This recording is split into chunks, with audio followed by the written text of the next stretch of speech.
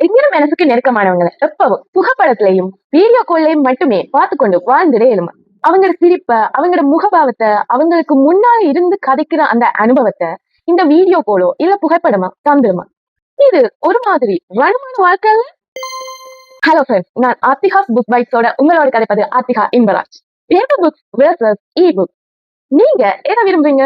என்ன பொறுத்த வரைக்கும் நிறைய பேட்ட பதில் பேப்பர் புக்ஸா தான் இருக்கும்னு நம்புறேன். என்ன நம்பிக்கை, உண்மையா பொய்யான்றத கமெண்ட்ல சொல்லுங்க. ஏன் நான் அப்படி நம்புறேன்டா, நான் விரும்புறதும் பேப்பர் புக்ஸ் தான். ஏதோ ஒரு திரிய தடவி தடவி பார்க்கும் போது தொடர்ந்து வாசிக்கணும் என்ற திகிலே வருதில்லை. புத்தகத்தின் உயிர்ப்பே இல்லாத மாதிரியான ஒரு உணர்வு தான் வருது. எப்படி எங்கட அம்மா, அப்பா, அண்ணா, அக்கா, தம்பி, தங்கச்சி, கணவன், மனைவி, காதலன், காதலி, நண்பன், நண்பி, தாத்தா, பாட்டி இவங்கள கைய பிடிச்சு கொண்டு நடக்கிற இந்த வாழ்க்கைன்ற சுவாரஸ்யத்தை புகைப்படங்களாலேயோ வீடியோ காலாலேயோ தர முடியாதோ, அது மாதிரி தான் இந்த புத்தகத்தை எடுத்து அதை தடவி பார்த்து போற வர இடமெல்லாம் எடுத்துக்கொண்டு போய் அடுத்த அடுத்த பக்கம் பக்கமா எடுத்து எடுத்து பாக்குற படிக்கிற அந்த உணர்வு இருக்கே, இந்த உணர்வு தான் எங்களை புத்தகத்தோட ஒன்றிணைய வைக்கிற பாடம் என்று நான் நம்புறேன். இத இ புக்ஸால தரவே இயலாது. இதுக்காக நான் இ புக்ஸுக்கு எதிரான ஆளும் இல்ல, இ புக்ஸ வாசிச்சதே இல்லைன்னு சொல்ல இயலாது. என்ன பொறுத்த வரைக்கும் பேப்பர் புக்ஸ் எனக்கு நெருக்கமான உறவு.